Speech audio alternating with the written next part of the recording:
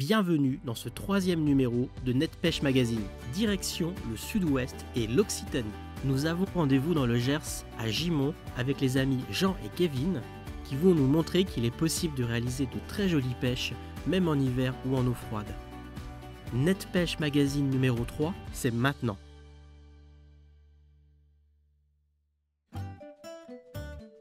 Bonjour Kevin. Bonjour. Donc, on se retrouve ici au bord du lac de Gimont et on va faire le 3e numéro de Net Magazine. Vous nous retrouverez régulièrement sur ce magazine-là. Bon, aujourd'hui on va faire une petite partie de pêche en compagnie de Kevin. On va pêcher à l'américaine. On est ici sur le lac de la PPMA de Gimont dans le Gers, dans le 32. Et j'espère qu'on va prendre un petit peu de poisson. Donc aujourd'hui j'ai la chance de pêcher avec Kevin. On va essayer de trouver les meilleures astuces pour prendre du poisson. Bon, Kevin, c'est un jeune qui pêche déjà depuis pas mal d'années. Il a de l'expérience, lui et son frère Florian. C'est des pêcheurs que j'apprécie, avec qui on se connaît déjà depuis pas mal de temps. Et je pense que c'est des jeunes qu'on verra très prochainement au plus haut niveau. Ils ont déjà participé à des 2e et des 1res divisions nationales. Et je crois que c'est le futur pour l'équipe de France et pour la pêche au cou dans notre pays. Donc Kevin, bienvenue dans le Gers et puis j'espère qu'on va passer une bonne journée au bord de l'eau. Bon, Jean, on ne le présente plus malheureusement, c'est un des meilleurs de la pêche au cou dans le monde entier maintenant, très connu et qui m'a permis d'apprendre beaucoup sur la pêche de compétition via son expérience. Donc aujourd'hui on va essayer de partager un peu cela. Ouais, j'espère que ça va fonctionner. On va prendre des poissons. Quand on va prendre du poisson, Gimont, un lac, c'est un lac qu'on connaît. Hein. Je suis déjà venu pêcher, déjà fait le concours que j'organise tous les ans. Ça t'avait réussi d'ailleurs. L'an dernier, tu avais gagné le secteur là-bas. On avait gagné le secteur avec mon américain. Oui, c'était très sympathique, des gardons et quelques plaquettes. Ouais, bon, là, c'est ce qu'on devrait retrouver, j'espère. Bon, parce qu'en plein hiver, des fois, c'est jamais facile. On ne sait jamais comment ça va se passer. Bon, aujourd'hui, on a une journée relativement douce. Mais bon, il y a des jours où il fait très froid et où le poisson mord moins. Donc là, on va essayer de privilégier quand même une pêche plutôt technique, de gardons d'une 30aine de grammes de moyenne et puis des petites plaquettes de 40 à 80 grammes. Bon, pour ça, il va falloir préparer l'amorce. Donc on va y aller doucement. Donc là, on va pouvoir on va préparer l'amorce pour amorcer juste derrière. Bien, donc là, on va attaquer la préparation des amorces. Donc là, on a déjà préparé l'amorce. Ce qu'on va utiliser aujourd'hui, on va utiliser la cannelle noire fine mouture mélangée avec de la cannelle et de la terre de Somme, 2 kg d'amorce, 2 kg de terre. Il faut quand même un mélange assez pauvre. Donc qu'est-ce que tu penses de ce qu'on va faire là, ça te convient? Alors oui, effectivement la cannelle fine mouture noire est très bien pour l'hiver. C'est une amorce fine et assez pauvre qui permet de pêcher des gardons, des plaquettes, que ce soit au fond ou même très bien s'il décolle. La cannelle Super Black est un peu plus grossière, mais reste toujours très appréciée des gardons et des plaquettes l'hiver, assez sombre. Et bien sûr avec 2 kg de terre de Somme noire qui permet d'appauvrir l'amorce. Et l'hiver c'est très important, on n'est pas en été où les poissons mangent beaucoup. Pourquoi une amorce noire? Parce que l'hiver, il faut quand même une amorce relativement pauvre et surtout peu colorée pour ne pas attirer les carnassiers sur le fond. Souvent à cette époque-ci, les feuilles sont tombées à l'automne, elles se sont désagrégées sur le fond et quand elles se désagrègent, elles deviennent toutes noires et ça fait une petite pellicule noire sur le fond. Et souvent de faire une amorce noire, c'est ce qui se correspond le mieux au fond qu'on va trouver. D'ailleurs, si on trempe les puzettes dans le fond, on se rend compte souvent qu'il y a un petit nuage noir qui se développe juste au-dessus du fond normal. On peut avoir un fond clair et avoir une pellicule de feuilles qui s'est désagrégée, qui râle le fond noir à cette période-là. Et le poisson, en fait, il ne fait plus mimétisme avec le fond. Si on attrape un gardon où le fond est clair, il a le dos clair. On prend ce gardon, on le met dans un récipient où le fond est noir, il va prendre la couleur noire. Pourquoi? Parce qu'il fait mimétisme avec le fond. Pourquoi? Tout simplement parce qu'il a peur d'être repéré par les carnassiers et de se faire manger. Du moins quand on parle de petits poissons de 30 grammes, 50 grammes, c'est ce qu'on va rechercher aujourd'hui plus spécialement, parce que c'est ces poissons-là qui sont actifs encore à cette époque-là. Et ces poissons-là, en fait, ils sont très méfiants Et si on a une amorce trop claire, on va les attirer, on va les intéresser, mais ils ne vont pas rester. Ils vont tourner tout le tour et on va avoir du mal à les cerner, à savoir où est-ce qu'ils sont. Or, la réussite d'une partie de pêche, c'est d'avoir des touches en continu et surtout en compétition, il ne faut pas avoir de trous. Donc l'amorce noire va nous permettre de mieux concentrer le poisson et de le maintenir dessus, ce qui nous permettra d'avoir moins de trous. Et puis on a préparé aussi de la terre de rivière collante avec du liant à coller gris à l'intérieur pour mettre les èches, pour conserver les èches sur le fond. Ça va nous permettre de tenir du fouillis, des vers de vase, pourquoi pas des vers de terreau coupés, mais bon, aujourd'hui, je pense que ça ne sera pas utile, parce qu'ici, on va s'adresser essentiellement à des petits poissons. Et aussi pour les rappels, donc on utilise la terre de rivière noire collante, qui permet de véhiculer les èches très rapidement sur le fond, et si on le veut, en grosse ou petite quantité. Et ce qui vaut effectivement pour la compétition, ces types d'amorces fonctionnent aussi pour le loisir. Donc on n'est pas sûr d'avoir le poisson d'entrée. Donc construire son coup est très important. D'ailleurs, l'hiver, c'est souvent une période qui n'est pas utilisée pour faire la pêche au coup, puisque plus souvent on est dans le canapé à regarder la télévision. Mais toutefois, moi je vous invite à venir au bord de l'eau et vous verrez qu'en plein hiver, on peut faire des belles pêches, surtout des gardons, parce que souvent on a de plus en plus des poissons-chats dans nos eaux qui envahissent les parcours. Et l'hiver, en général, ils ne mordent pas. Et là, on arrive à refaire des beaux gardons, à reprendre des plaquettes. Et c'est vraiment une pêche très, très amusante, très technique. Bien sûr, on ne va pas utiliser des vers de terre, un double asticot, des hameçons de 14. Il va falloir pêcher plutôt avec des petits hameçons, des antennes très sensibles, une amorce plutôt sombre, pas trop jeter de boules, 5-6 boules au départ, 2-3 coupelles et remettre au fur et à mesure. Donc voilà ce qu'on a prévu. Bon, ben, à deux, ça va être bien parce qu'on va pêcher en américaine, parce que souvent le poisson est décalé par rapport à l'amorce, soit au-delà, soit autour. Donc il est conseillé dans des parties de pêche comme ça de mettre un peu de bannière sur la ligne pour pouvoir tourner autour de la ligne. Et le fait d'être à deux, on arrive à mieux se rendre compte de comment mord le poisson. Il y en a un qui pêche plus lourd, l'autre plus léger, un décollé, un sur le fond. Et rapidement, on arrive à cerner la pêche et à comprendre ce qu'il faudra faire pour être plus efficace. Puis c'est vrai qu'on se tient chaud comme ça, et l'hiver, on en a besoin. Donc ça, c'est bien d'être à deux. Bon, puis pêcher avec Kevin, c'est un plaisir pour moi. C'est un bon pêcheur et il apprend très vite. Et d'ailleurs, je pense qu'il n'a même plus besoin d'apprendre. Il pêche mieux que moi maintenant, il n'y a pas de problème. Bon, mais là, maintenant, on va voir l'installation du pêcheur. Ça, c'est quand même une partie importante de la réussite d'une partie de pêche.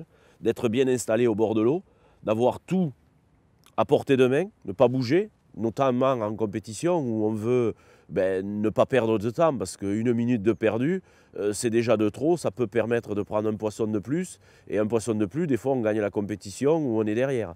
Donc c'est très important que tout soit à portée de main, l'amorce. Donc bon, moi personnellement, j'installe un ponton d'un côté où j'ai mon amorce, mon fouillis, de l'eau pour me laver les mains, la colle pour le fouillis.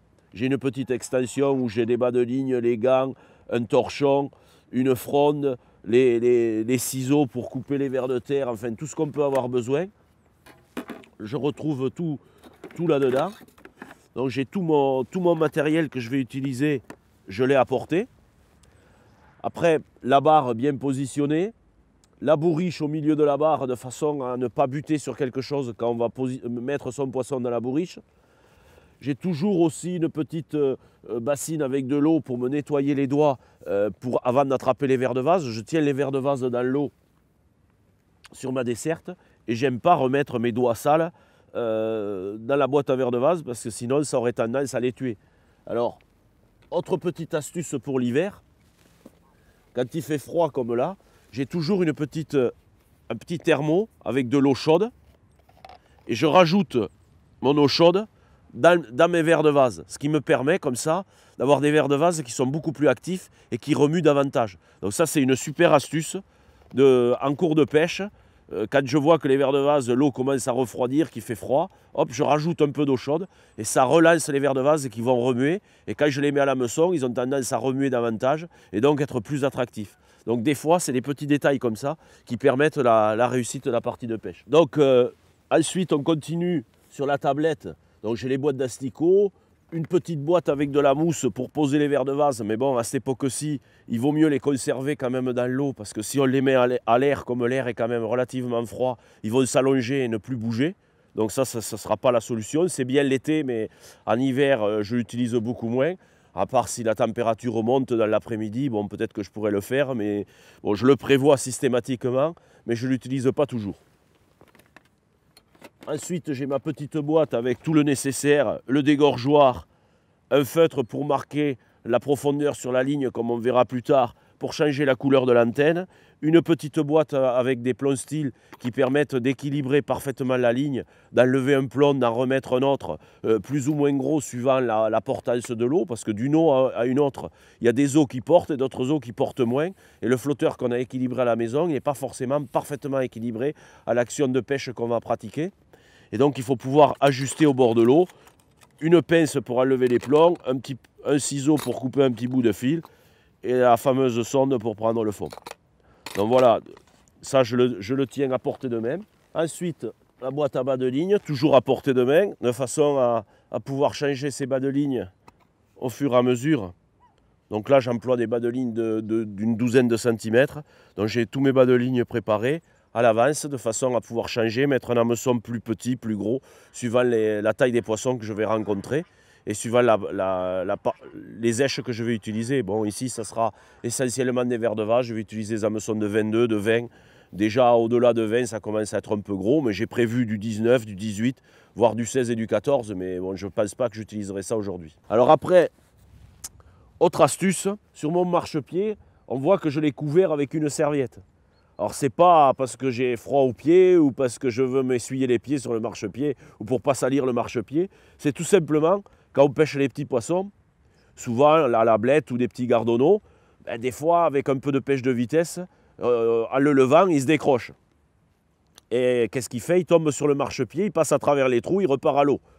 Donc là, l'avantage, c'est que la serviette me permet de rattraper des poissons au vol. Et puis même si on arrive à récupérer un ou deux poissons, ben à la fin de la partie de pêche, ça peut compter. Et alors si on a affaire à des tout petits poissons, il y a une autre astuce, c'est de mouiller la serviette. Parce que si la serviette est humide, les petits poissons, ils se collent dessus et ils ne bougent plus. Et là, on les récupère à tous les coups. Donc voilà, une petite astuce supplémentaire pour ne pas perdre ces poissons. Alors là, maintenant, moi, je vais vous présenter comment est-ce que moi je procède pour m'installer au niveau des èches. J'ai tout à proximité. Donc là, ici, vous pouvez voir qu'il y a un baqueron dessus mon bac d'amorce. Ça me sert tout simplement à mélanger des quantités d'èches qui permettent de concentrer à la coupelle. Donc très peu d'amorce pour beaucoup d'èches. C'est très facile à mélanger et on peut bien concentrer. Là, c'est mon bac où je mets de la terre pour préparer mon mélange. Et ici, vous pouvez voir qu'il y a des petites boîtes rectangulaires qui me permettent en fait d'avoir à portée de main mes èches mortes. Castor, asticot noyé. Alors, comme vous pouvez le voir dans ma petite boîte accessoire, j'ai aussi une petite bobine de fil. Bon, là, c'est du 14 centièmes, ça suffit. Ce qui vous permet en fait en cours de pêche de rallonger une ligne pour aller plus vite. C'est-à-dire que des fois le poisson peut se trouver derrière, on a coupé la ligne un peu court, mince, c'est celle-ci qui marche, on ne va pas se lever dans le casier pour remonter une ligne. On prend donc un bas de ligne du fil, en 14 centièmes ça suffit, boucle dans boucle, et vous rallongez, vous passez derrière. C'est très pratique et surtout très efficace, ça m'a sauvé sur moi quelques concours de pêche grâce à ça. Bon, mais là j'ai prévu trois kits différents. Parce qu'en fait, suivant ce que l'on va pêcher, donc ça c'est ma ligne pour pêcher les gardons. Donc là j'emploie un flotteur de 0,40. Tu vois, une forme un petit peu plus allongée que le Padova. Ça c'est pour une pêche, pour avoir la ligne qui se met lentement en position. Donc là, comme j'ai monté avec des plombs, je les sépare pour que justement ils aident à descendre très lentement.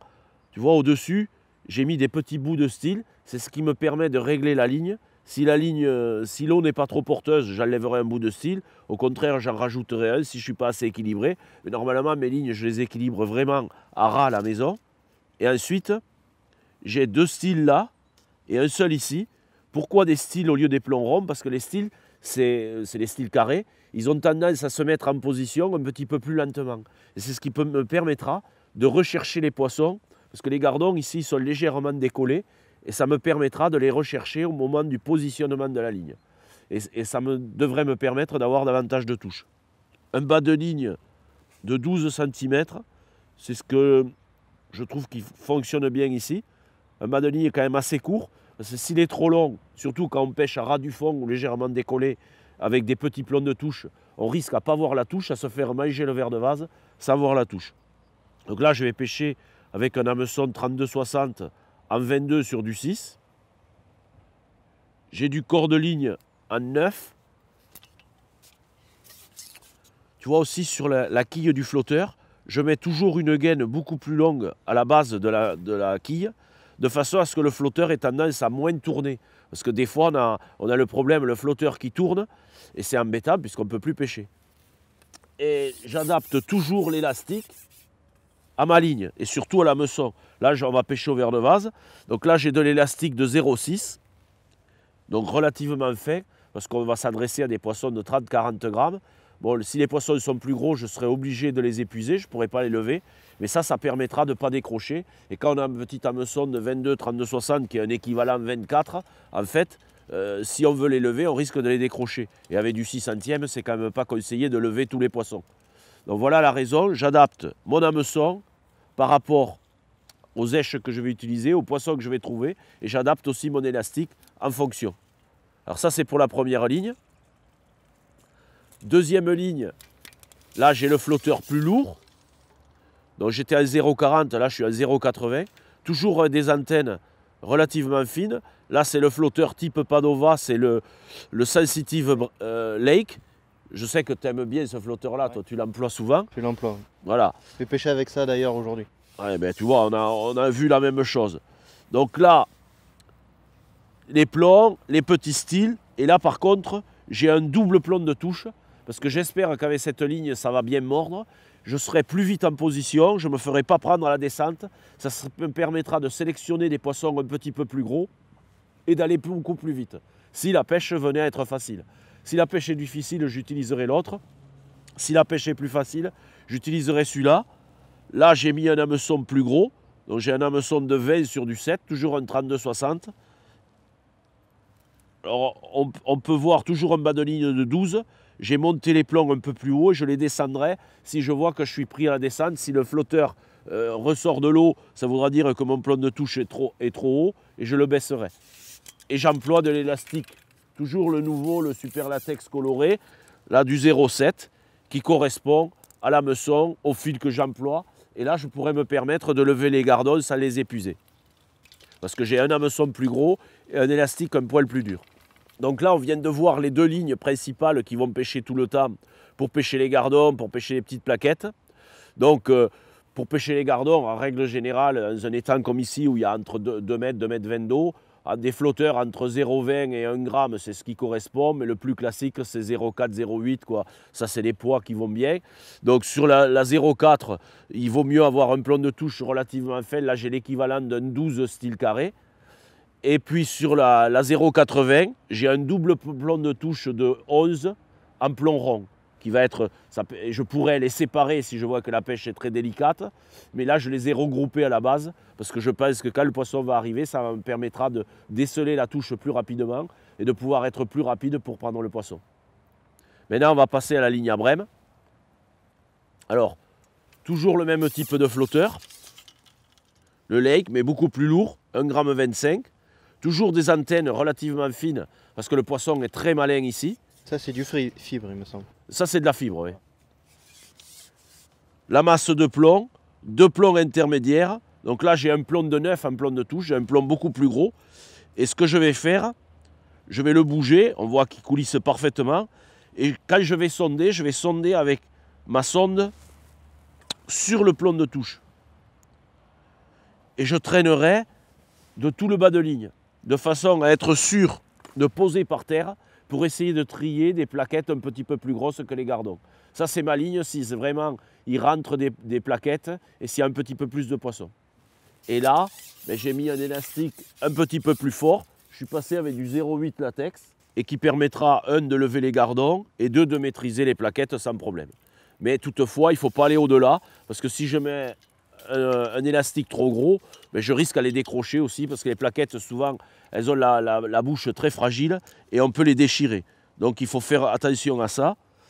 J'emploie un hameçon de 19, 32, 60 avec du 8 centièmes. Donc là, j'ai déjà un hameçon plus conséquent et je pêcherai là-dessus avec 2 voire 3 verres de vase pour essayer de trier, pour moins prendre les petits gardons, pour essayer de trier les plaquettes. Voilà, donc les lignes sont prêtes. Maintenant, il n'y a plus qu'à sonder pour prendre la profondeur exacte, même si je la connais quand même à peu près, parce qu'on pêche quand même régulièrement ici. Et je crois que toi, tu t'es préparé un peu de la même façon. Tu as déjà fini de préparer tes lignes et tout ça. Effectivement, j'ai monté, comme on a pu le voir, les Sensitive Lake en 0,4 et 0,6. Et j'ai aussi une petite préférence pour le flotteur Gilles, flotteur un peu boulet filet. Oui, c'est vrai que ça va très bien. Ça va très très bien, c'est une antenne fer par contre. Donc pour ceux qui ont du mal à la voir, c'est bien de se mettre dans le blanc. Comme ça on peut la colorier en noir et on voit très très bien les touches. Donc l'hiver, surtout pensez bien à choisir votre poste pour vous installer. Avant de positionner le panier, il faut bien regarder. Et des fois, il est bon de positionner le panier pas vraiment rectiligne par rapport à la berge, légèrement incliné à gauche ou à droite, pour justement être positionné pile face à la fenêtre de lumière qui permettra de bien voir l'antenne. Parce qu'en fait, c'est primordial. Si on pêche sans voir, ben, ça ne va pas fonctionner. Si on est obligé de mettre une grosse antenne, si la pêche est délicate, ça ne va pas s'enfoncer. Donc c'est très très important de positionner son panier par rapport à l'endroit et de positionner l'amorçage pour trouver les poissons juste à l'endroit qui correspondra là où on voit bien l'antenne. Et ceci est valable bien entendu autant que l'hiver que l'été. Mais c'est sûr que l'hiver, il faut y prêter plus attention. Oui, parce qu'il n'y a pas de feuilles, donc on a moins souvent un fond noir, on a souvent un fond noir et un fond blanc. Et c'est vrai que sur le fond blanc, en peignant les antennes en noir, on y voit beaucoup mieux. C'est pour ça d'ailleurs qu'on a tout le temps des feutres dans la petite caisse à outils, je dirais, pour justement changer la couleur de l'antenne. Et il ne faut pas hésiter à le faire parce qu'il vaut mieux bien voir le flotteur que de l'apercevoir et de jamais être sûr à la touche. Et c'est comme ça qu'on décroche les poissons ou qu'on les manque. Parce qu'on n'a pas bien vu la touche. Et on n'a pas bien vu la touche parce que l'antenne n'est pas bien visible. Donc c'est un point très important et primordial. Les premiers additifs, la badiane, c'est l'anis étoilé. Hein. Alors, moi je préfère utiliser des plompins.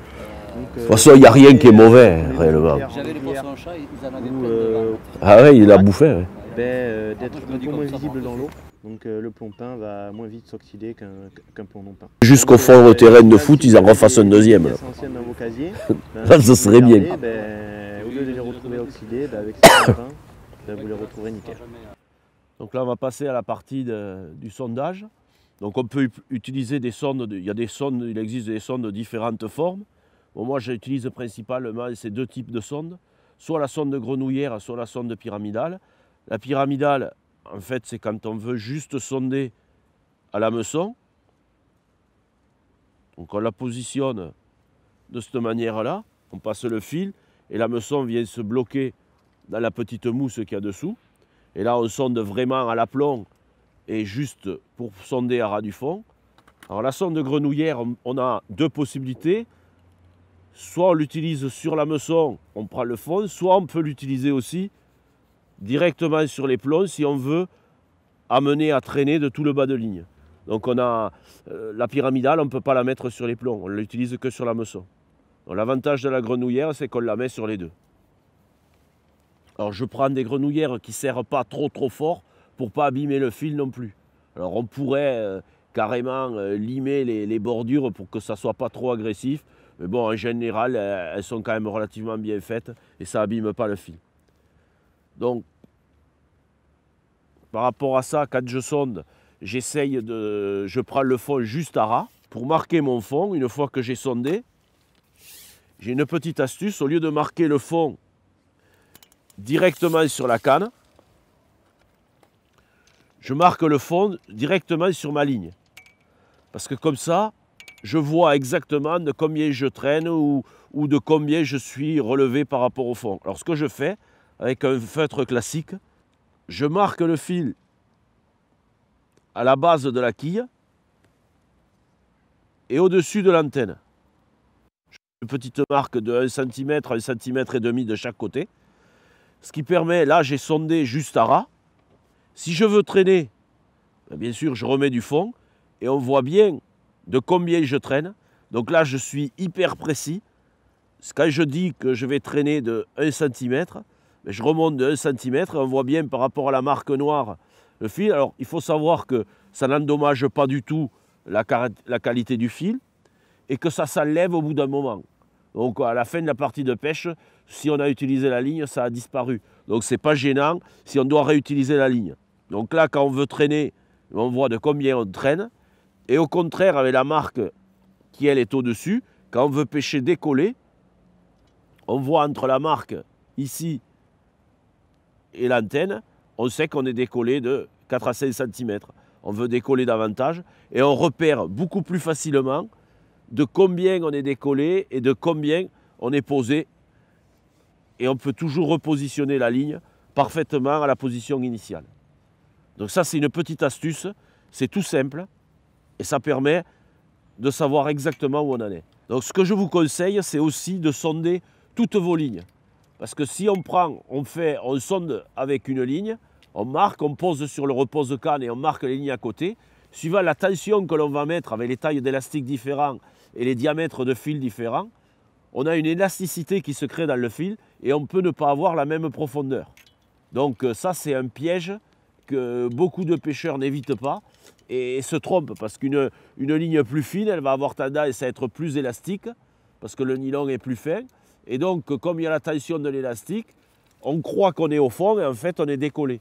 Donc, je vous conseille de sonder toutes vos lignes pour être sûr que vous êtes à la bonne profondeur. Donc là, il faudra pêcher à ras du fond les gardons et légèrement poser les plaquettes. Donc, je vais déjà positionner mes 3 lignes, je vais les sonder, les marquer. Et comme ça, je sais que quoi qu'il se passe, ça sera efficace. Là, il manque un tout petit peu de fond. On va en rajouter 1 à 2 cm. Ça, c'est ma ligne pour les petits gardons. Donc ça, celle-là, je vais la régler juste légèrement au-dessus du fond. Là, je suis à ras. Je vais marquer ma profondeur. Toujours la même astuce. Un petit coup en bas, un petit coup en haut. Et là, je vais pêcher légèrement décollé. Je vais enlever 2-3 cm. J'aurai juste mon verre de vase légèrement au-dessus du fond. Sur la ligne moyenne, je vais avoir le verre de vase qui touche juste le fond.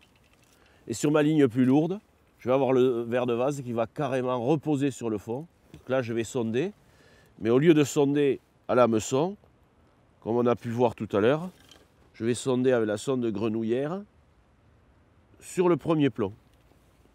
Donc là, je vais aller prendre le fond sur mon premier plomb. Donc là, il faut que je prévoie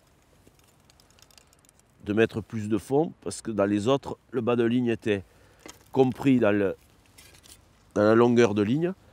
Là, je vais le substituer par la sonde et je vais avoir comme ça le plomb qui va être juste au-dessus du fond. Et je saurai comme ça que je traîne vraiment de tout le bas de ligne. Bon, après, je pourrais toujours changer en mettant plus ou moins de fond. Donc, je marque juste le haut de l'antenne. Et maintenant, je vais enlever du fond là-dessus pour marquer juste le fond à ras. Et je saurai que j'ai plus qu'à naviguer entre ces deux positionnements pour traîner plus ou moins. Donc là, j'ai à peu près ça. Je vais ressonder pour avoir le fond initial de bien noter. Donc là, j'enlève ma sonde du plomb, je la repositionne sur l'hameçon. Donc je sonde de façon classique comme les autres pour avoir exactement la bonne profondeur marquée. Et le deuxième marquage me donne la profondeur du plomb de touche. Donc là, j'ai plus qu'à sonder, qu'à marquer ma ligne et je suis prêt à pêcher. Donc là, je marque le fond. Là, je sais que je suis à ras du fond. Et ici, je sais que je traîne jusqu'au plomb. Donc là, je vais décider, quand je démarrerai avec cette ligne, de traîner moyennement. Je vais être intermédiaire, je vais traîner de 6 à 7 cm. Et après, si jamais le vent se lève ou que le courant est plus important ou qu'il y a vraiment des gros poissons et qu'il faut reposer davantage, je sais que je pourrais remonter jusqu'à ma marque qui est encore 5-6 cm au-dessus. Ou si au contraire, je vois que je n'ai pas de touche parce que je traîne de trop, mais je reviendrai proche de la marque pour être juste à ras du fond. Donc ça, c'est vraiment un truc super, c'est beaucoup mieux que de marquer la canne et ça permet de faire 0 erreur par rapport au fond. On sait exactement où on en est. Donc là, on va s'occuper des èches. Donc j'ai prévu du fouillis. Donc là, j'ai un demi-litre de fouillis, mais il faut savoir que le fouillis, c'est vrai, beaucoup de pêcheurs disent que ça coûte cher, etc. Mais bon, avec un quart de litre de fouillis, on fait largement une partie de pêche. Une fois décollé, ça en fait un bon demi-litre. L'hiver, de toute façon, il n'y a pas mieux comme èche pour attirer les poissons, notamment les gardons et les plaquettes. Et c'est pratiquement indispensable. C'est vrai que l'été, on n'a pas besoin du maïs, des asticots, des terreaux suffisent pour prendre le poisson. Mais l'hiver, où la pêche est plus délicate, je vous conseille quand même de prendre un peu de fouillis. Ça évite de prendre des asticots. Et au final, avec un quart de litre de fouillis, ça ne revient pas très cher. Et on arrive à faire une belle partie de pêche avec peu de fouillis. Bon, là, donc, on utilise le fouillis plutôt l'hiver. Là, on voit, il est particulièrement beau en ce moment. Il se tient bien, il fait frais. Donc il remue, il n'y aurait presque pas besoin de le décoller, mais on va quand même le décoller. Alors pour cela, j'utilise de l'argile sèche. Tiens, tu le décolles, je te laisse faire. Alors il n'y a pas besoin d'en mettre beaucoup, juste un petit peu. Alors c'est en fait une sorte de terre de Somme sèche qui permet de décoller le fouillis parfaitement et de le conserver parfaitement. Parce que l'avantage, c'est que ça ne le brûle absolument pas. Le fouillis va rester vivant et si vous n'avez pas tout utilisé, ben vous pouvez le conserver pour le lendemain ou pour la fin de semaine. Vous arrivez à tenir le fouillis pendant 15 jours dans la terre sans problème. Et c'est une terre qui n'est pas agressive. Donc ça correspond parfaitement à ce qu'il faut pour le conserver. Donc là, on voit qu'il se décolle très très bien et qu'il remue bien. Donc là, ça c'est gage d'une belle qualité de fouillis. Et il faut savoir qu'il est même pas de cette semaine, il est de la semaine dernière. Donc en ce moment, le fouillis est magnifique. Et on va incorporer ce fouillis-là dans l'amorce. Alors j'ai aussi prévu des vers de vase. Alors cela, ce n'est pas pour l'hameçon, c'est pour amorcer. Alors là, c'est une petite quantité. Et ces vers de vase, en fait, on va les utiliser pour mettre dans la terre. Donc ça, en cours de pêche, quand on va voir qu'il y a, si des brèmes arrivent, enfin des plaquettes, on privilégiera des vers de vase dans la terre pour essayer de trier et prendre des poissons un petit peu plus gros et surtout de sélectionner les plaquettes. Mais attention, bon, il ne faut pas non plus en mettre des quantités. Bon, déjà dans les compétitions, c'est limité maintenant à un quart de litre. Là, j'ai même pas un quart de litre, j'ai peut-être un huitième. Et c'est des vers de vase qui sont plutôt petits, ceux-là, mais qui sont quand même très jolis et qui vont, quand on les met dans la terre, ils vont rester vivants dans le fond. Alors on a la même chose avec le fouillis. Mis dans l'amorce, au bout d'un moment, le fouillis il va mourir, alors que dans la terre, il va rester vivant. Et quand on a une pêche comme l'hiver, où des fois le poisson met 1 heure avant de rentrer, où ça met un peu de temps, si on met tout son fouillis dans l'amorce, quand le poisson va arriver, il va être moins attractif, parce qu'il va moins bouger. Le fait de le mettre à la terre, les vers de vase, comme le fouillis, vont rester vivants, et ça permettra de rester attractif pour le poisson.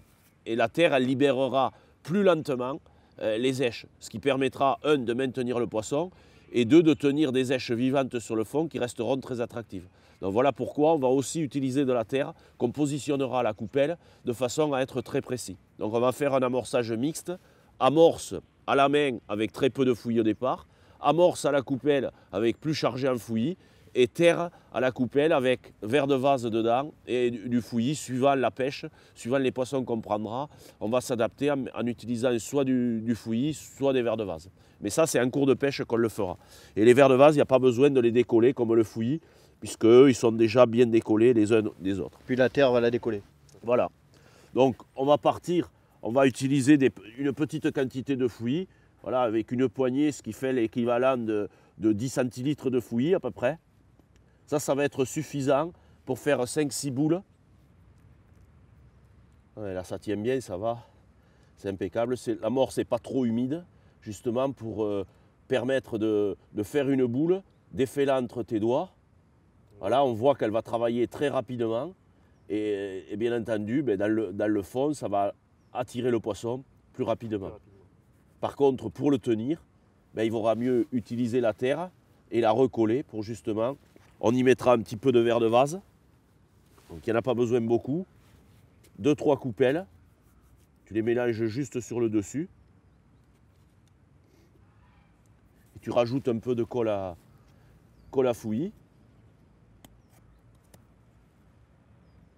Comme ça C'est en fait un collant qui permet de recoller la terre et d'avoir comme ça la terre qui va s'ouvrir en deux parties. Les boules qu'on va serrer un petit peu moins, elles vont s'ouvrir plus rapidement. Et les boules qu'on va serrer un petit peu plus, elles vont tenir plus longtemps. Pas obligé de faire des boules trop grosses. Voilà, c'est ça, pour que ça aille dans la coupelle. Et là, on voit bien les vers de vase, ça va être très attractif ça pour le poisson. Mais attention, il ne faut pas en mettre des quantités parce que si la pêche est dure, ça ne sera pas bon. Ça sera à réserver en cours de pêche si on a les brèmes qui arrivent sur le coup. Alors toujours un petit journal humide pour garder l'humidité de la terre et pour pas qu'elle bouge et qu'elle sèche de trop. Donc voilà, on est prêt à amorcer. Maintenant, ça va faire mal. Bon, ben voilà, maintenant je suis prêt à amorcer. Donc quelques boules d'amorce, 6 boules, j'ai pas fait beaucoup, avec un tout petit peu de fouillis. Donc j'ai des boules que je vais jeter à la main. Et Kevin, lui, va amorcer à la coupelle. Donc toi, tu as préparé tes boules, Kevin, et il a mis une concentration de fouillis beaucoup plus importante que ce que je vais faire moi. Et on va essayer comme ça d'attirer le poisson avec les boules que je vais jeter à la main qui vont éclater immédiatement et qui vont faire de l'attrait. Et Kevin, il va avoir concentré les èches sur le fond, du fouillis, quelques vers de vase dans la terre pour tenir le poisson plus longtemps. Donc c'est ce qui devrait être, j'espère, nous assurer du succès au niveau de la pêche. Bien. Donc là, positionne ta canne, Kevin, là, avec la coupelle pour qu'on voit d'amorcer bien tous les deux au même endroit. Parce qu'en américaine, c'est quand même important. Il faut prendre un repère bien en face de soi pour savoir où est-ce qu'on va amorcer. Face à moi, là-bas, j'ai l'arbre avec la petite pancarte blanche. Je sais que ça sera là que je vais amorcer. Je vais amorcer les boules entre les deux. Et ça sera parfait. On dirait que le courant a tendance à vouloir tirer sur la gauche. Donc je pense qu'au départ, les poissons ils seront légèrement décalés sur la gauche. Donc moi je mettrai les coupelles. Voilà, à peu près là, ouais. À peu près là. Donc prends-toi un repère sur la berge en face. Le repère est pris. Voilà. Bon, mais c'est parfait. En avant.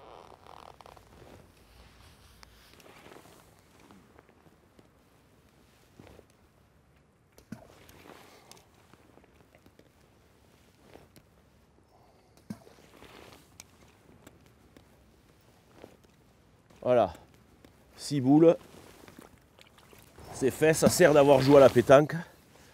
Bon, il faut essayer d'être le plus précis possible parce que ça permet de mieux concentrer le poisson. Donc on voit déjà, ça commence à bouillonner, c'est les boules qui se défont sur le fond et ça va avoir tendance à attirer le poisson. Alors comme on peut voir, je prévois une mini rallonge pour aller encore au-delà si jamais les poissons étaient décalés au-delà.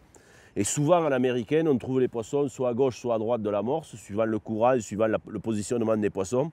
Et il est toujours bon de pouvoir rallonger. Donc, il ne faut pas mettre la totalité de la canne au démarrage de l'amorçage, parce que sinon, on n'est pas sûr de pouvoir ensuite aller sur là où se trouvera le poisson. Et j'ai tendance à laisser un petit peu de bannière en plus pour pouvoir me décaler, soit à gauche, soit à droite, soit au-delà, et être sûr de trouver les poissons. D'autant plus que dans cet étang ici, on a souvent du mal à concentrer le poisson et le poisson a tendance à tourner un petit peu autour de l'amorce et donc il faut être réactif et bouger constamment pour être sûr qu'on trouvera le poisson. Alors maintenant, ça va être au tour des coupelles qu'on va concentrer. Donc là, comme vous pouvez le voir, j'ai préparé 4 boules d'amorce, plus 2 boules d'amorce. Celles-ci, elles ont du collant qu'on a vu tout à l'heure, du joker fixe pour coller un peu plus le fouillis pour que ça se désagrège plus lentement. Et là, nous avons donc nos vers de vase avec la terre qu'on va concentrer à la coupelle.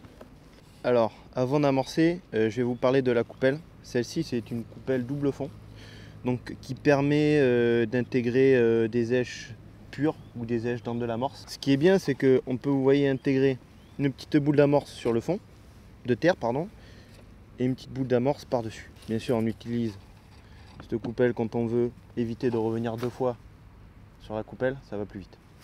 Et petite astuce, moi je mets un petit joint torique, vous pouvez voir à ce niveau-là de la coupelle. Comme ça, votre coupelle ne bouge pas avec les vibrations. Alors, elle peut vous servir aussi, cette coupelle de double fond, à mettre des èches pures, maïs, pelettes, asticots, fouillis, vers de vase, ce que vous voulez, terreau. Les Anglais mettent beaucoup des terreaux purs à la coupelle quand ils pêchent aussi. Donc c'est très pratique pour ça. Donc maintenant on va amorcer.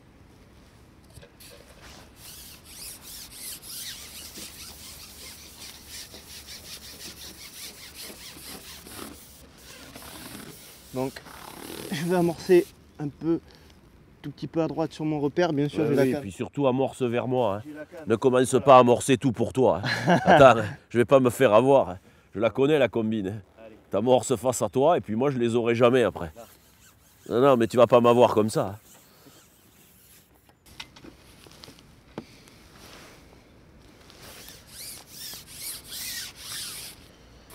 Alors là je suis en train de déposer ma dernière boule. Comme vous pouvez le voir sur le coup, elles sont déjà en train de travailler. On voit quelques bulles et quelques pétillements. Donc les poissons doivent se trouver dans le coin, si ce n'est peut-être déjà sur l'amorce. On voit que c'est légèrement décalé sur la gauche là déjà. Il y a un petit courant de fond sur la gauche. Voilà, là où je positionne ma coupelle, c'est là où j'ai mis les boules. On peut voir qu'il y en a une qui est juste à côté, que je viens de mettre à l'instant, et d'autres qui sont décalées juste là. Voilà, en face de l'arbre, là où le repère de pêche est. Le repère de pêche est là, et j'ai amorcé là. Voilà. Jean a mis les boules ici. Bon, Kevin, tu dors ou quoi? Parce que là, je vais avoir pris le premier poisson, tu t'es encore en train de traficoter aux lignes là. Les vieux comme moi, maintenant, ça a besoin de l'avance. Je vois que ça t'a boosté, tu es déjà prêt. Tu vas même pas me laisser pêcher tranquille. Alors, ce qui est important, c'est quand on èche le verre de vase, de ne pas le faire saigner et pour qu'il remue parfaitement. Ça y est, tu as un gardon. Il t'a fait une belle touche. Très très dur. À peine enfoncé. Hein. Ils sont méfiants. Hein. Donc voilà, là on vient de commencer à pêcher. On vient de prendre notre premier poisson. C'est un gardon. Il y en a quelques-uns sur le coup là. Donc on va voir.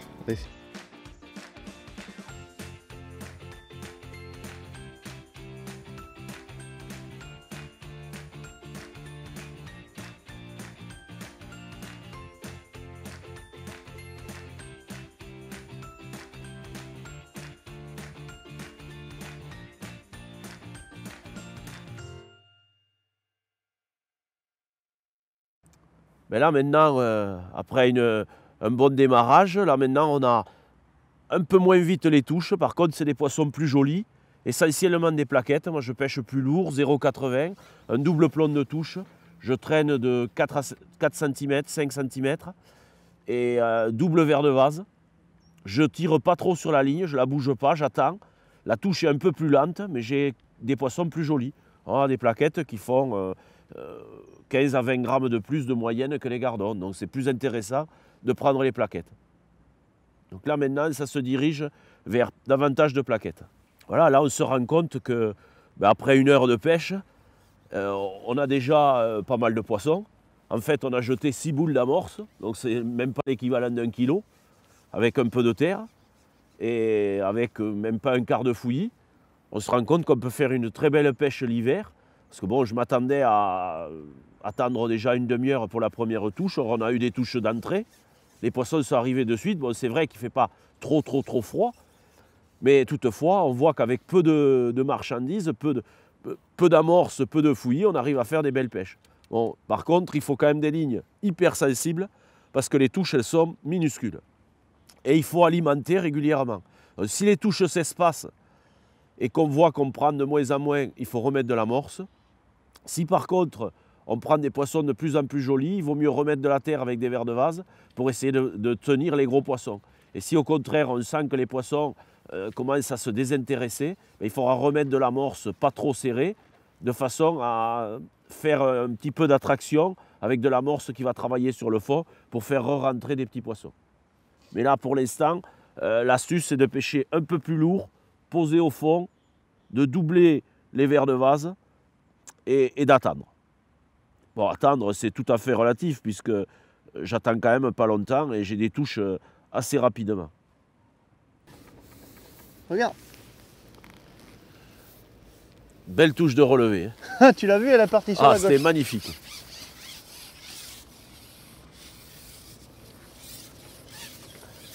Et là, sur un hameçon 32-60, En 17, il va pas se décrocher. J'en profite même pour la lever.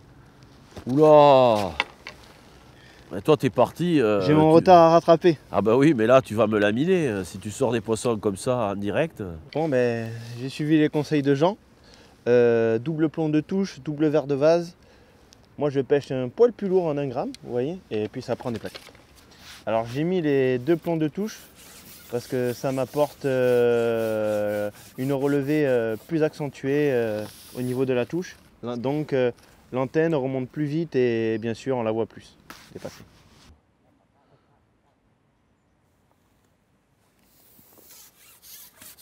Normal, il était enfoncé. C'est les oies qui font les vagues ici. Et toi aussi une plaquette, tu vois. Les plaquettes reviennent, ça y est. On a remis à manger. Ça a relancé les gardons de suite. Et hop. Je vais essayer de pêcher beaucoup plus lourd maintenant. Avec la grosse ligne. Voir si ça prend. Mais j'ai peur que ça va être un peu trop lourd quand même. Alors là, je suis en train de mettre une ligne plus lourde. La ligne d'1,25 g. Posée de 7 à 8 cm. Avec un triple verre de vase. J'ai mis un hameçon plus gros, un hameçon de 19 là. Et je vais poser par terre sans trop bouger pour essayer de sélectionner les poissons. Là, on a lui mettre à manger, on n'a pas mis grand chose au départ. Donc il va falloir compléter par les coupelles. Ils viennent de remettre une boule de terre avec des verres de vase, une boule d'amorce avec du fouillis, bien serré. Et immédiatement, on se rend compte qu'on a de nouveau plein de touches, quoi. Donc le bon compromis, quoi. Bon, après, il ne faut pas non plus s'affoler et en remettre de trop parce que bon, c'est quand même l'hiver et même si ça semble que le poisson mange bien, peut-être que on va les gaver, quoi. Donc là, j'ai posé par terre, j'ai eu une touche de relevé. Ça semble être une plaquette. Oui, c'est ça. Mais c'est la même taille que les autres. Et en fait, avec la ligne plus lourde, je vois moins bien les touches. Parce que là, elle n'a pas pu m'enfoncer, elle tirait sur le côté. Donc, ça prend des plaquettes en pêchant comme ça, mais pas forcément plus grosses. Il n'y a peut-être pas de plus grosses plaquettes. Mais il est clair que les plaquettes, on les prend mieux en traînant légèrement et en doublant le verre de vase, quoi. Et en pêchant un poil lourd. Mais il ne faut pas non plus être trop excessif non plus, parce qu'après, on arrive à un point où on ne les prend plus, quoi. Alors c'est vrai que bon, aujourd'hui, il fait peut-être un petit peu moins froid. Pour une journée d'hiver, on a entre 6 et 8 degrés. Donc ça, c'est quand même agréable. Pour nous, pour pêcher déjà. Et puis on voit que ben, ça convient aux poissons aussi. Et c'est peut-être pour ça aussi qu'on a autant de touches. Hein, parce que bon, on serait à -2 ou à 0 avec la glace qui commence à prendre. Peut-être que ça serait un petit peu moins performant. Mais là, je dirais que c'est presque idyllique, quoi. Pour une journée d'hiver, c'est magnifique. C'est moins bien. Le truc, c'est qu'il n'y a pas de grosses brèmes. Alors, on ne fait pas la différence en pêchant plus lourd, en traînant pour trier les poissons. Pour l'instant, c'est des poissons moyens. Il faut les pêcher avec la ligne juste, sinon ils ne prennent pas. Bon là, comme on peut le voir, on a du poisson qui mord. Assez difficile quand même. Donc on est revenu en poids de ligne un peu plus léger. On pêchait en 1 gramme, 1,25 g. On voit que c'est un peu plus titillant, on a du mal à voir les touches. Donc on est repassé en 0,40, 0,60. Et là, on a bien les touches et on a privilégié le verre de vase parce qu'aujourd'hui, en hiver, on essaie l'asticot, mais l'asticot, ça ne va pas. Le verre de vase, il nous le faut pour avoir des déclenchements de touches. Et c'est très net et ça mord. Et là, si je serais venu juste avec mes asticots, je n'aurais pas eu de touche ou j'aurais fait très peu de poissons. Donc c'est pour cela que le verre de vase est important. Bien, bon, mais salut Manu, comment vas-tu? Bon, là, je suis avec Manu Dorego, c'est un pêcheur du team Sansas Gimont. Il faut savoir qu'ici, là, c'est l'APP locale, c'est l'APP de Gimont, hein, de la ville où on est. Et c'est une APP très dynamique. Il y a un gros club de compétition depuis toujours. Moi, j'ai pêché au club de Gimont quand j'étais dans le Gers. Ça a été mon premier club d'adoption avec lequel j'ai pêché. J'ai appris à pêcher ici. Et c'est pour ça que j'ai toujours gardé des bonnes attaches avec l'ensemble des pêcheurs de Gimont. Et c'est vrai que ce concours qui est organisé l'hiver, c'est systématique depuis plus de 30 ans, on fait cette compétition. Et il y a vraiment une APP dynamique qui fait tout pour la pêche. C'est vrai, quoi. Bon, là, c'est magnifique, quoi, votre lac, là. Hein. C'est vrai qu'ils s'en occupent beaucoup. C'est vrai que tous les jeunes du club participent pour améliorer le quotidien du lac. Ce qu'il y a de bien, c'est qu'on a accès avec toutes les voitures partout, vu le matériel et tout ça. Donc je trouve que c'est hyper bien. Et puis bon, ils alevinent tout le temps. Et voilà. Et on prend du poisson. Et moi je trouve que c'est super en hiver de prendre autant de poissons qu'on a pris aujourd'hui. L'accessibilité avec les voitures, ça c'est très important parce que souvent les plans d'eau, ils sont fermés, interdits d'approcher, il faut marcher. Et avec le matériel qu'on a, c'est quand même pas facile. Donc c'est vrai, c'est un grand bravo à tous les gens de l'APP pour tout ce qu'ils font pour la pêche parce qu'ils en sont récompensés parce qu'il y a toujours du monde dans leur concours. Mais c'est vrai qu'il y a un gros effort, les places sont propres, c'est bien tenu, il y a des poubelles partout pour mettre les papiers, etc. Et tout ça, c'est quand même important. Donc on a la chance d'avoir ce plan d'eau-là. Et il y a eu, c'est vrai, souvent les championnats du Gers, il y a eu tous les championnats sont organisés, les deuxièmes, etc. Il y a souvent eu puis il y a une grosse compétition au 15 août qui réunit une centaine de pêcheurs et qui est jumelée avec Beaumont de Lomagne. Juste à côté, où le matin il y a Gimont, l'après-midi il y a Beaumont de Lomagne, et il y a un challenge sur les deux.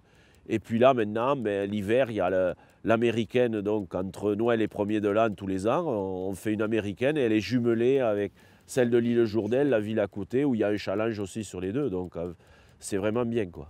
Aujourd'hui, je pense qu'on a fait quand même une pêche intéressante. Là, on a fait une belle pêche. Voilà. Moi, je ne m'attendais pas à avoir autant de touches.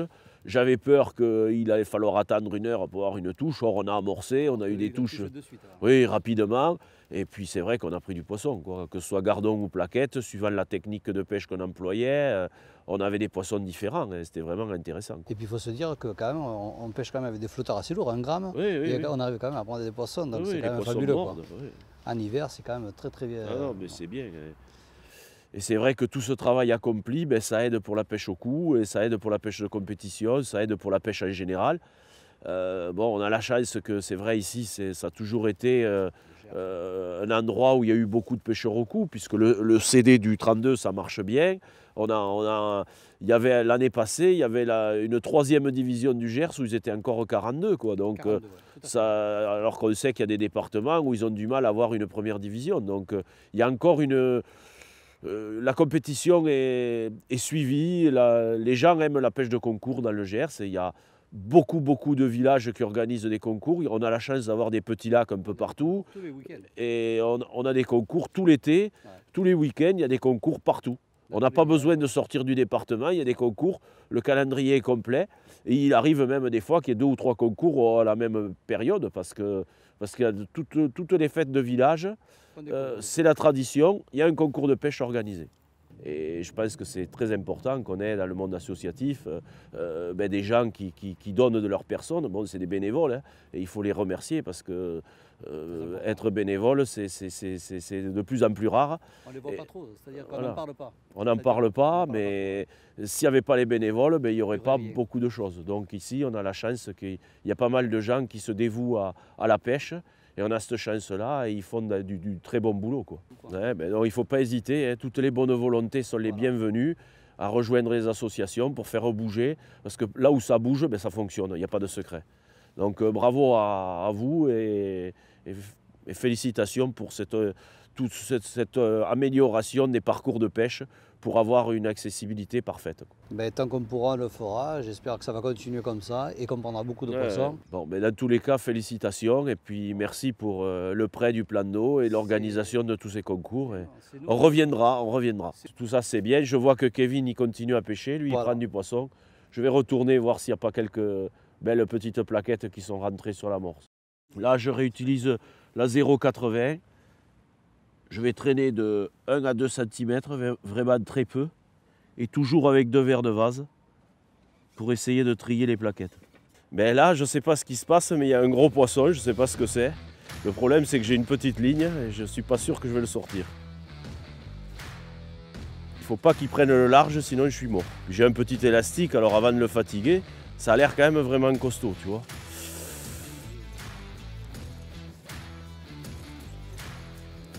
Si c'était une tanche, ça irait pas aussi vite. Il y a des belles tanches dans ce lac-là. On peut voir le travail de l'élastique sur 2 éléments. Là, ça sert. Là, ça sert. Ça sert pour les beaux poissons. On peut voir qu'on est très fin. Et... Le problème, c'est que là, il est puissant. Puis, bien joué. Oh, ben ça, c'est le bonus. Là, maintenant, messieurs. Bon, Kevin, excuse-moi, mais... Et on voit qu'il est piqué par la bouche. Hey, il est piqué par la bouche. Hein. Et il m'a pas cisaillé le fil, dis donc. Attention les oreilles. Ben dis donc, j'ai eu du pot de le ramener. Hein. Ben écoute, là, l'élastique en 2 brins, ça a payé. Parce que bon, quand tu touches un poisson comme ça, avec du 7 centièmes, un hameçon de vin, un verre de vase, et puis un élastique de 0,7, je pensais jamais le ramener. Et bon, il m'a pris 2 fois en bout, et j'ai réussi à le tourner. Et puis après, une fois qu'il est à la surface, il ne se batte plus, quoi.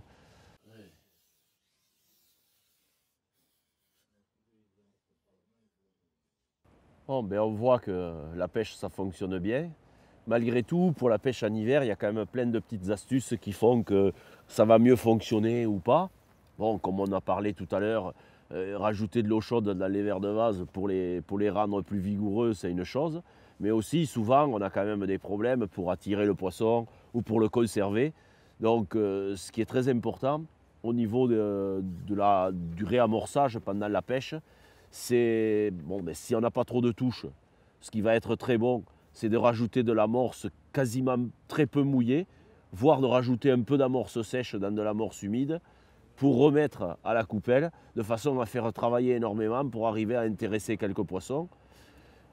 En même temps, il faut mettre des mélanges pauvres et mettre beaucoup de terre dans le mélange pour appauvrir l'amorce au maximum. Parce que sinon, le peu de poissons qu'il y a, on risque à avoir le problème de les gaver. Donc ne pas hésiter à utiliser 3/4 de terre. C'est vraiment une astuce qui va fonctionner très très bien. On va d'ailleurs le montrer de près avec la coupelle. Hop. Un petit rappel à la coupelle. Comme on vous a expliqué, l'hiver c'est compliqué. Donc là on va utiliser, comme on vous a montré au début, sur les paquets, de la terre et un peu d'amorce. Là je vais en profiter pour vous montrer qu'on peut utiliser un vaporisateur pour rehumidifier la terre, parce qu'il se peut qu'en cours de pêche, effectivement, elle ressèche un peu. Et c'est pratique parce que quand on rajoute le joker fixe qui permet de recoller un peu les èches pour que ça descende et que ça nuage moins, mais avec ça on peut remouiller gentiment, on n'a pas besoin, vous voyez. C'est très fin, donc ça ne va pas faire trop de grumeaux au niveau de la terre et ça sera plus facile à faire des boules. Donc là on vient de remouiller. On va faire des petites boules de terre avec les verres de vase. Ça sert à rien de faire trop gros. Donc on voit qu'on peut bien concentrer avec beaucoup d'èches. Donc rien qui nourrit, pas d'amorce. Donc en plus de la boule de terre qu'on a fait, on va faire une boule d'amorce pas trop serrée pour qu'on puisse réattirer du poisson pour que ça travaille. Donc quand vous êtes en manque de touche, moi c'est ce que je vous conseille de faire, une boule pas trop serrée qui va s'ouvrir assez vite avec des particules qui vont attirer du poisson. Donc vu que c'est une amorce assez fine, ça va pas être trop grossier, ça va pas trop nourrir. Donc c'est l'idéal pour réattirer du poisson en hiver quand c'est très compliqué. On ne serre pas la boule et on concentre avec de la terre comme je vous ai montré au début de la coupelle. On se prend toujours notre repère du départ, très important de rappeler sur le repère. Ça ne sert à rien de se décaler. Même si les poissons sont décalés, on rappelle toujours au même endroit. Parce que c'est le fait qu'ils soient décalés justement, qu'on amorce là, on va les faire reconcentrer. Donc voilà, Jean a eu la touche. Ouais, rien que de voir arriver la coupelle, voilà. Ça les a fait Jean mordre. a eu la touche directement là où je vais mettre la coupelle. Voilà. Là les boules. Donc la boule de terre va arriver plus vite sur le fond que la boule d'amorce, ce qui est logique, malgré qu'on ait beaucoup de terre dans l'amorce. Ça va la boule de terre avec les vers de vase vont arriver plus vite au fond. Et ça va permettre justement d'attirer du poisson sur le fond, mais aussi avec l'amorce de les faire venir plus vite. Donc là on peut bien voir sur la coupelle l'amorce qui travaille et vous pourrez aussi apercevoir les bulles, ça c'est la terre. Donc ça attire très vite le poisson, là ça veut dire que l'amorce est ouverte et que les particules font leur effet. La terre se gorge d'eau en fait, et en se gorgeant d'eau ça fait remonter des bulles, c'est de l'air qui passe. Donc les bulles remontent, toc toc, et vous le voyez vraiment, vraiment bien. Puis le fait aussi d'avoir des beaux vers de vase, gros vers de vase dans cette terre, qui bougent donc, permettent de faire véhiculer l'oxygène. Donc c'est les bulles qui remontent aussi, c'est normal, quand ça atterrit sur le fond.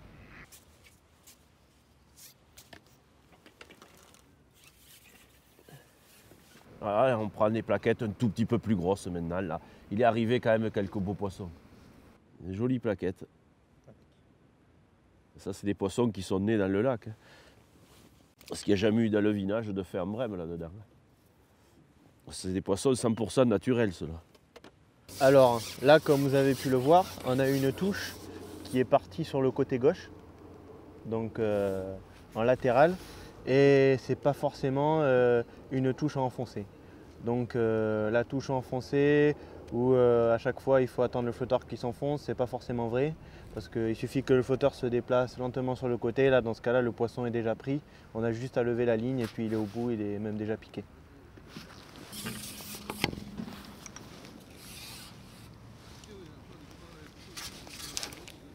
Ouh là là Jean, mais là t'es en train de me rattraper sévère. Je me laisse pas faire. Hein. C'est les anciens, Encore c'est une comme plaquette. ça, c'est comme les diesels, ça met du temps à se mettre en route, mais après tu les arrêtes plus. Hein.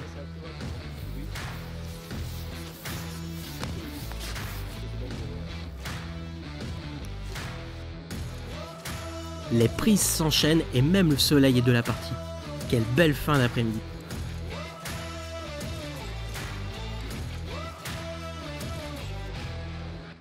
Bon ben voilà, la partie de pêche se termine. On va faire un petit peu le bilan de la journée. Bon ben on a pu constater un peu ce qu'on avait un peu prévu. Bon, c'est vrai qu'on est venu en terrain de connaissance où on savait un peu ce qui allait se passer. Maintenant, ça a été au-delà de mes espérances. Je ne pensais pas qu'on prendrait autant de poissons. On a pris les gardons d'entrée avec les lignes légères. Et puis dès qu'on a commencé à pêcher un petit peu plus lourd, posé au fond avec un double vers de vase, on arrivait à trier des petites plaquettes. Bon, au final, quand on regarde les bourriches, on se rend compte que les gardons ils sont presque aussi gros que les plaquettes. Ils ne me semblaient pas, mais en fait, ils sont quand même jolis. Donc il ne faudra pas oublier de pêcher les gardons aussi, je pense, à la fin de la partie de pêche. Bon, ce qu'on a vu, c'était que c'était très bien de ne pas amorcer de trop au départ. Et Kevin a bien entretenu le coup pendant toute la partie de pêche et c'est ce qui a payé. De remettre les vers de vase dans la terre, c'était bon aussi parce qu'on a vraiment attiré les plaquettes à ce moment-là. Bon, et puis le poisson bonus de la journée, un brochet, ça on ne peut pas dire qu'on l'a cherché ou qu'on l'a. C'est vraiment un coup de hasard, d'autant plus qu'il avait quand même pris le ver de vase dans la gueule et l'hameçon était à l'intérieur de la bouche. Je ne sais même pas comment il ne m'a pas cisaillé le fil, parce qu'à peine il a été dans l'épuisette, il a cisaillé le fil immédiatement quand on a voulu lui enlever. Donc c'est quand même un coup de chance de le sortir, d'autant plus que j'avais un hameçon de veille sur du 700e. Bon, même si ce n'était pas un monstre le brochet, c'était quand même un poisson suffisamment gros pour me couper. Bon, le fait d'avoir l'élastique dans de brin, ça a servi pour maintenir le poisson et puis ne pas le perdre. Parce que j'aurais eu l'élastique dans un seul brin ou dans le sion seulement, je pense que les 2 ou 3 premiers rushs qu'il a fait, j'aurais pas pu le tenir et je l'aurais perdu. Donc grâce à ça, ça m'a permis de sortir le poisson bonus. Et il faudra se rappeler de ça, que même sur des petits élastiques, parfois d'avoir l'élastique sur 2 brins, ça rend de grands services. Bon, ça t'a plu la journée? Tu étais satisfait? Super journée, on a pris plus de plaquettes que de gardons quand même. Oui, c'est vrai, c'est vrai. Un peu plus de plaquettes que de gardons, c'était très bien. Mais on les a plus cherchés On aussi les a que plus les cherchés gardons. aussi. À sélectionner, le pêcheur cherche toujours à sélectionner, bien évidemment. Mais là, on a vu qu'il ne fallait pas du tout chercher à sélectionner, qu'il fallait tout prendre. Il faut tout prendre parce que les gardons ne sont pas vilains. Au final, il y a des moments où on a davantage des plaquettes, d'autres moments c'est davantage les gardons.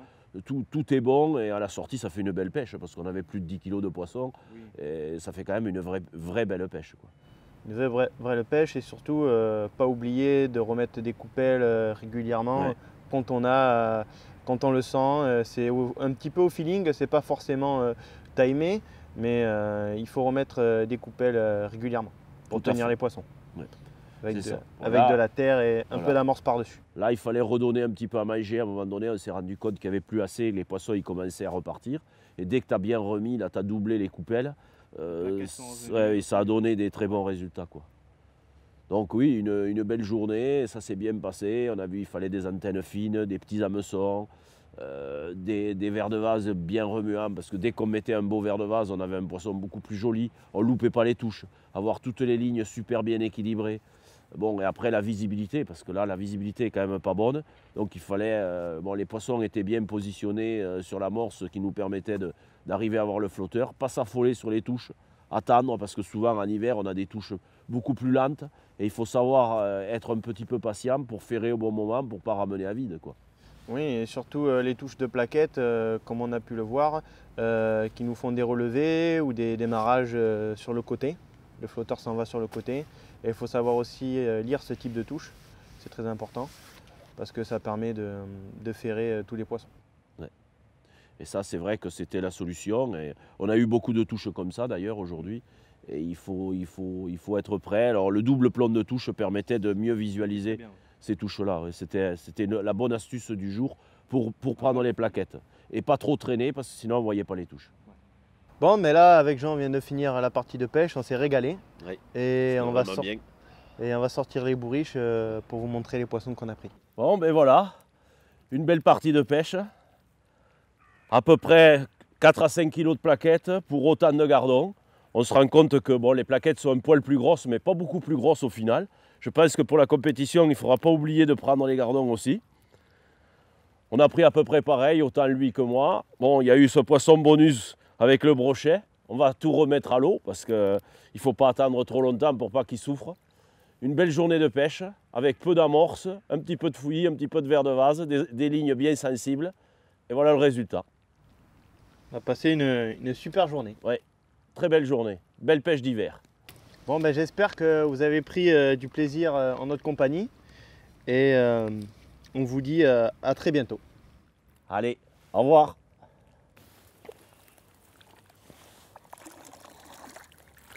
Merci Kevin et Jean pour tous ces conseils. Et merci à toutes et tous d'avoir regardé ce magazine. À très vite pour de nouvelles aventures.